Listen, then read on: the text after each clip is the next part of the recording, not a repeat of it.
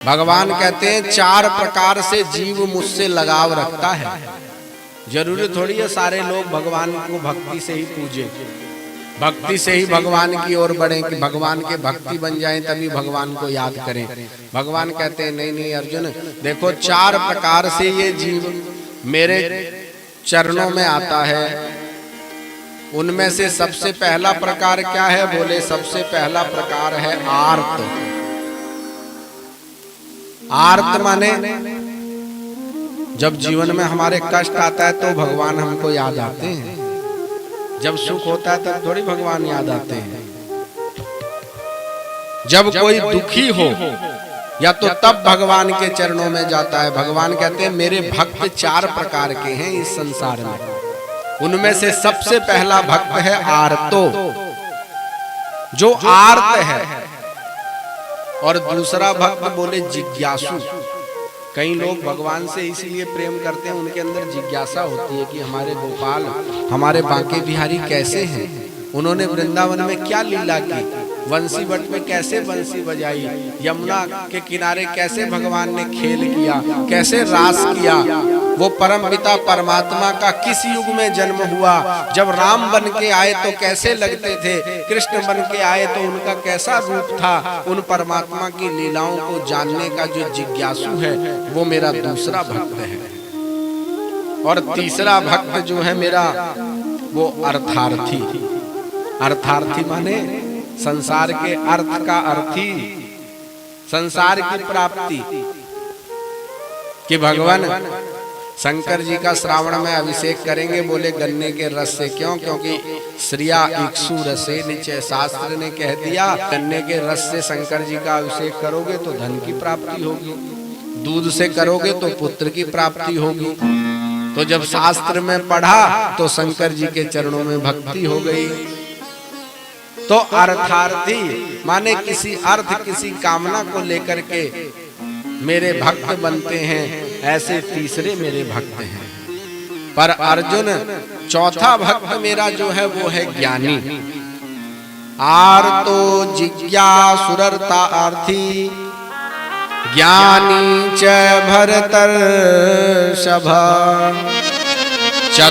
चतुर्विधा भजन्ते माम जनाः सुकृतिनोऽर्जुन। हे अर्जुन, जो सुकृति हैं, जिनके मन में कुछ पुण्य करने की इच्छा है, जिनके जीवन में कुछ सत्कर्म करने की इच्छा है, ऐसे 4 प्रकार के मनुष्य हैं जो मेरी ओर बढ़ते हैं। पर भगवान कहते हैं इन चारों में से मुझे सबसे ज्यादा जो प्रेमी है वो कौन है? तेसाम ज्ञानी नित्य युक्ता एक भक्तिर्विशिष्यते प्रियो हि ज्ञानिनोत्यर्थमहं स च मम प्रियः। भगवान कहते हैं इन चारों में से मुझको तो सबसे प्रिय ज्ञानी है, क्योंकि ज्ञानी न तो दुखी होकर के मेरे चरणों में आता है, न कोई जिज्ञासा लेकर के आता है, और न उसके मन में कोई स्वार्थ होता है। वो तो केवल और केवल मुझसे प्रेम करता है। हम अपने बच्चे के साथ भी तो सहज प्रेम करते हैं। हमारे घर में हमारा बच्चा, लड़का, बेटी, उससे हमारा सहज प्रेम होता है ना। बोले जब सहज प्रेम हमारा भगवान से हो जाता है, ये कब होगा? बोले जब हमको ज्ञान हो जाएगा, असलियत सत और असत का जब ज्ञान होगा तो हमारी बुद्धि निश्चय करेगी कि नहीं नहीं, परम पिता परमात्मा के चरणों में ही हमको मोह करना चाहिए, संसार में मोह नहीं करना चाहिए। तब जाकर के हम ज्ञानी कहलाएंगे। केवल शास्त्र का अध्ययन करके, शास्त्र को याद करके, बहुत सी बातें जान करके कोई ज्ञानी थोड़ी कहलाता है। ज्ञानी का मतलब बोले भगवान ने कहा ना, मामेव ये प्रपद्यन्ते माया में ताम तरन्ति, जो सब कुछ माया का त्याग करके सच्चे हृदय से भगवान के चरणों में प्रपन्न हो गया है, वही तो ज्ञानी है। बिना ज्ञान के कैसे मुक्ति मिलेगी? आज भगवान कहते हैं कि ज्ञानी मुझे सबसे ज्यादा प्रिय है। देखो भगवान के चरणों में तो सब जाते हैं भक्ति करने, प्रहलाद जी भी तो गए थे, ध्रुव जी भी तो गए थे। ध्रुव जी को देखो आप, 5 वर्ष के बालक हैं, पर भगवान की प्राप्ति करने गए तो भगवान की प्राप्ति करने नहीं गए थे। जब तप करने गए उस समय तो मन में स्वार्थ लेकर के गए थे घर से, क्योंकि माता ने कहा था मेरे गर्भ से जन्म लेगा तभी इस सिंहासन पे बैठ पाएगा, और इस सिंहासन पे बैठेगा तभी तू राजा होगा। नीचे उतार दिया था। अब उन्होंने अपनी माता से पूछा कि अब तुम्हारे गर्भ से जन्म लेने के लिए क्या करना पड़ेगा मुझे? बोले तप करो जा करके जंगल में, जब तप करोगे तभी तो मेरे गर्भ से जन्म लेओगे। सौतेली माँ ने कहा, सुरुचि ने। तो ध्रुव जी के मन में उस समय भगवान की प्राप्ति के लिए नहीं गए। किस लिए गए? बोले अपने अर्थ की सिद्धि के लिए एक बार भगवान की भक्ति को करने के लिए जंगल में चले गए। पर नारद जी जैसे गुरु जी मिल गए, और नारद जी ने द्वादशाक्षर मंत्र का उपदेश दे दिया। 6 महीने में जप करके भगवान की सिद्धि कर ली। अब जब 6 महीने में भगवान की सिद्धि हो गई तो भगवान आए सामने। अब भगवान ने कहा, ध्रुव जी मांगो, किस लिए तप कर रहे हो? ध्रुव जी ने कहा, भगवान आप सही कह रहे हैं।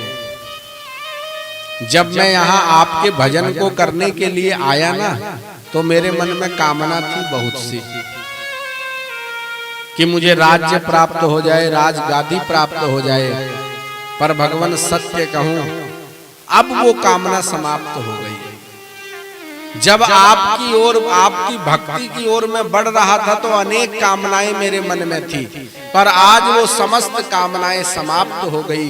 कहने का तात्पर्य क्या है? बोले आप भगवान की ओर बढ़ो तो कोई बात नहीं, स्वार्थ को लेकर के बढ़ो। ध्रुव जी भी तो स्वार्थ को लेकर के बढ़े थे, पर आज ध्रुव जी जैसा कोई भक्त नहीं है। आप भगवान की ओर बढ़ो, हम कहते हैं स्वार्थ को लेकर के बढ़ो, पर अंतिम में जब आपकी भक्ति जागृत हो जाएगी तो जिस स्वार्थ से आपने अपनी भक्ति का प्रारंभ किया था वो स्वार्थ सबसे पहले समाप्त होगा। आज ध्रुव जी महाराज भी अकामः सर्व कामो वा मोक्ष काम उदारधि तीव्रेण भक्ति योगेन यजेत पुरुषम परम।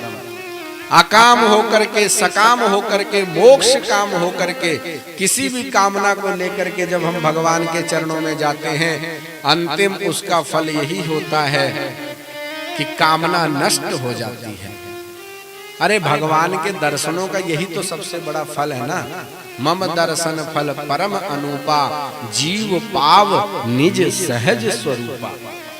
भगवान ने कहा मेरे दर्शनों का सबसे बड़ा फल यही है। मैं संसार की प्राप्ति करवाना तो एक झटके की बात है। जो जीव का मेरे से संबंध है उसको मैं कभी भी कुछ भी दे सकता हूँ, पर सबसे पहले मैं उस जीव के सहज स्वरूप को उसको प्राप्त करवा देता हूँ।